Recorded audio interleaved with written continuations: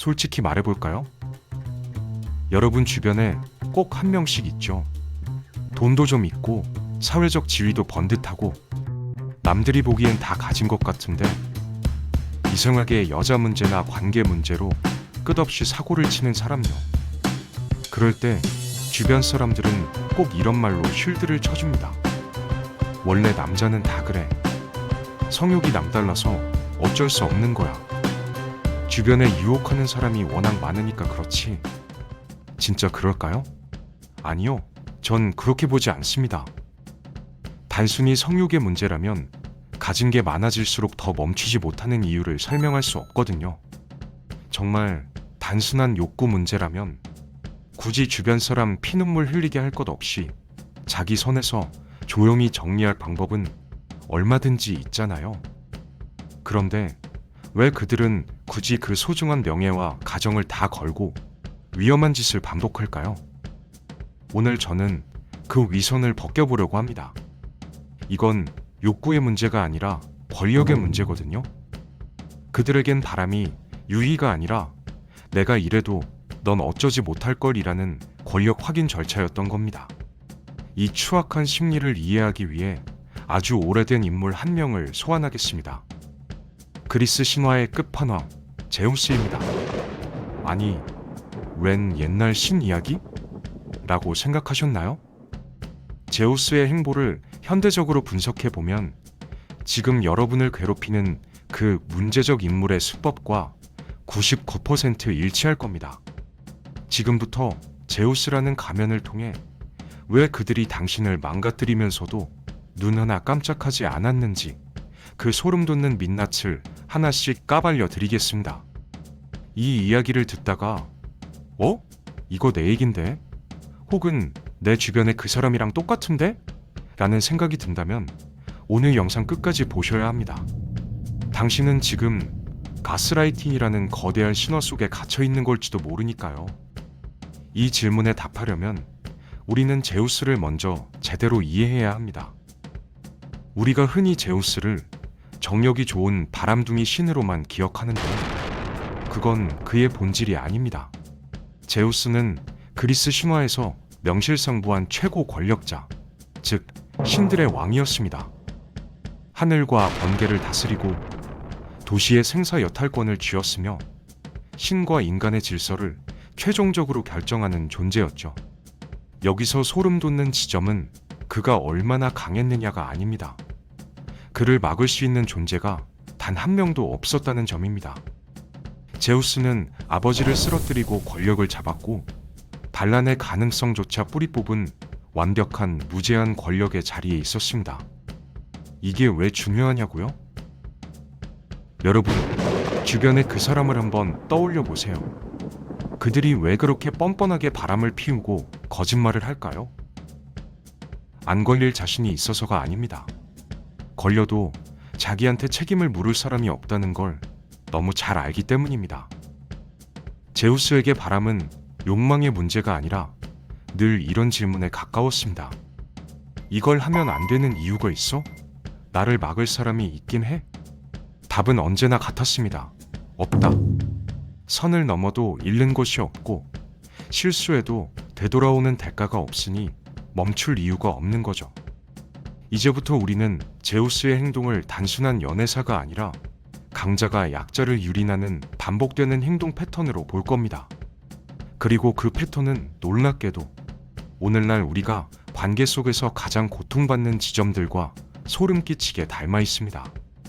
제우스의 행동은 단순한 실수가 아닙니다. 철저히 계산된 패턴이죠. 이 패턴은 늘 비슷한 순서로 흘러가는데 지금부터 여러분이 겪었을 그 일들과 대조해보세요. 첫 번째는 이오의 이야기입니다. 이오는 신전에서 성실하게 일하던 여인이었습니다. 제우스는 그녀를 원했지만 들키면 곤란해지자 아주 비겁한 선택을 합니다. 이오를 암소로 바꿔버린 거죠. 말할 수 없고 자기가 누구인지 증명할 수도 없는 짐승의 몸에 상대를 가둬두고 제우스는 쏙 빠져나갑니다. 이게 바로 책임 전가의 극치입니다. 현대판 제우스들도 똑같습니다. 바람을 피우다 걸리면 꼭 이렇게 말하죠. 그러게 왜 나를 외롭게 했어? 우리 관계가 예전 같지 않아서 나도 힘들었어. 결국 사고는 자기가 쳐놓고 그 비참한 상황을 견디고 수습해야 하는 건 온전히 여러분의 몫이 됩니다. 두 번째는 에우로페입니다. 해변에서 놀던 그녀에게 아주 온순하고 아름다운 흰 황소 한 마리가 다가옵니다. 전혀 위험해 보이지 않았죠. 그래서 그녀는 경계심을 풀고 황소 등에 올라탑니다. 그 순간 황소는 바다로 뛰어듭니다. 도망칠 곳이 없는 바다 한가운데에 가서야 제우스는 정체를 드러냅니다.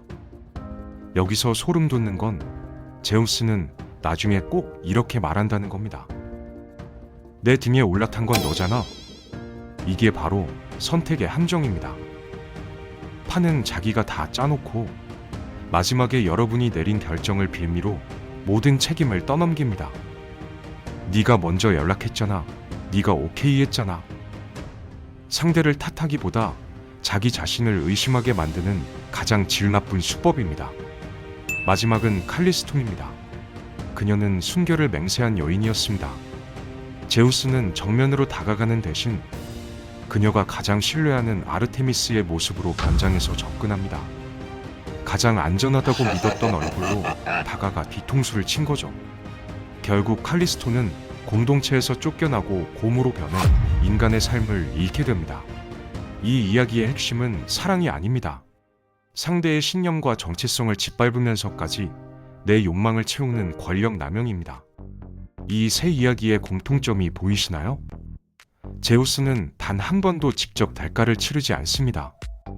늘 상대가 무너지고 상대가 괴물이 됩니다.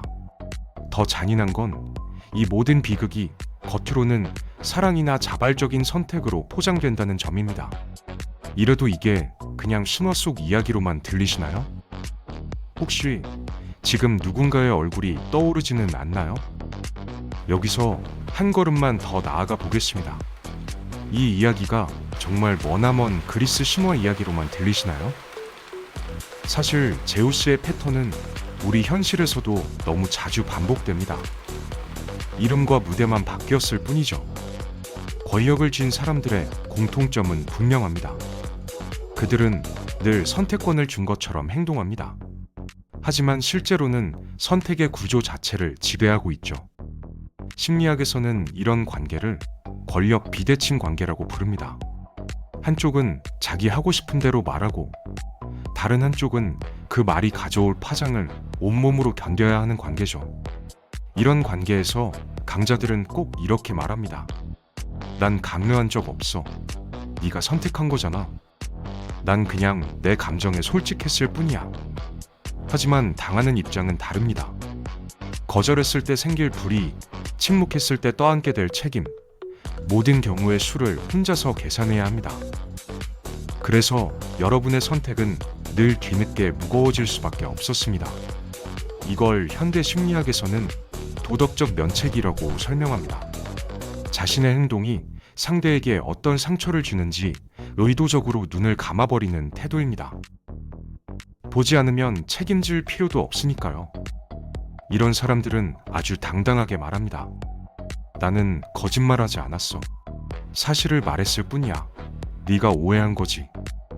하지만 진실은 말의 내용이 아니라 그 말을 내뱉는 힘의 차이에서 만들어집니다. 직장 상사를 떠올려 보세요. 직접적인 지시는 없지만 분위기로 압박하는 사람. 연인을 떠올려 보세요. 상처가 되는 말을 던지면서도 이게 나의 솔직함이야 라고 포장하는 사람. 이건 성격의 문제가 아니라 권력을 휘두르는 방식의 문제입니다. 그래서 이런 관계가 끝난 뒤에 여러분은 늘 비슷한 자책을 하게 됩니다. 이상하긴 했는데 왜 그때 바로 거절 못했을까? 왜 나는 그렇게 눈치가 없었지? 단언컨대 여러분이 둔해서도 눈치가 없어서도 아닙니다. 처음부터 혼자만 깨어있을 수 없는 불공평한 판이었기 때문입니다. 이제 이 이야기가 신화가 아니라 여러분의 가슴 아픈 현실처럼 느껴진다면 그건 여러분이 그만큼 깊은 관계의 무게를 견뎌왔다는 증거이기도 합니다. 여기까지 들었다면 이제 판단은 여러분의 몫입니다. 제우스는 정말 통제불능의 악인이었을까요? 아니면 그저 자신의 욕망을 멈춰야 할 이유를 전혀 느끼지 못했던 권력자였을까요? 그는 거짓말을 했을까요? 아니면 언제나 당당하게 사실만을 말해왔을 뿐일까요? 하지만 이 이야기에서 우리가 끝까지 놓치지 말아야 할 지점이 있습니다. 그가 무엇을 말했느냐가 아니라 그 말이 누구에게 어떤 결과를 남겼느냐입니다. 제우스가 던진 가벼운 말의 무게를, 그 말이 만들어낸 삶의 파괴를 항상 온몸으로 받아낸 쪽은 권력을 가진 사람이 아니었습니다. 권력을 가진 쪽은 언제나 화려하게 말할 수 있습니다. 상황을 합리화할 수 있고, 때로는 스스로를 어쩔 수 없었던 피해자처럼 포장할 수도 있죠. 하지만 그 말을 받아내야 했던 여러분에게는 같은 자유가 주어지지 않았습니다. 거절하면 잃게 될 것들을 먼저 계산하며 불안해해야 했고, 침묵하면 할수록 오히려 스스로를 의심하게 됐을 겁니다. 그래서 이 영상은 단순히 신화 속 제우스의 바람길을 분석하는 이야기가 아닙니다. 권력을 쥔 인간이 어떻게 타인의 마음 위에 자신의 비겁한 언어를 얻는지에 대한 고발입니다. 마지막으로 여러분께 질문을 하나 남기고 싶습니다. 만약 여러분의 삶 속에도 늘 나는 솔직했을 뿐이야 라는 말로 여러분의 마음을 짓밟는 사람이 있다면 그 말은 정말 진실일까요? 아니면 힘의 차이가 만들어낸 비겁한 변명일까요? 솔직함을 무기로 여러분을 아프게 했던 그 사람, 그가 남긴 가장 황당한 말은 무엇이었나요? 혹은 이 영상을 보며 떠오른 여러분만의 제우스가 있나요? 이제 여러분의 이야기를 댓글로 들려주세요. 그 판에서 빠져나오는 첫걸음은 그들의 언어가 아닌 여러분의 언어로 그 민낯을 드러내는 것부터 시작됩니다. 오늘 영상이 여러분의 마음을 지키는데 작은 힘이 되었다면 구독과 좋아요 부탁드립니다. 저는 다음 영상에서 더 깊은 마음의 민낯을 가지고 돌아오겠습니다.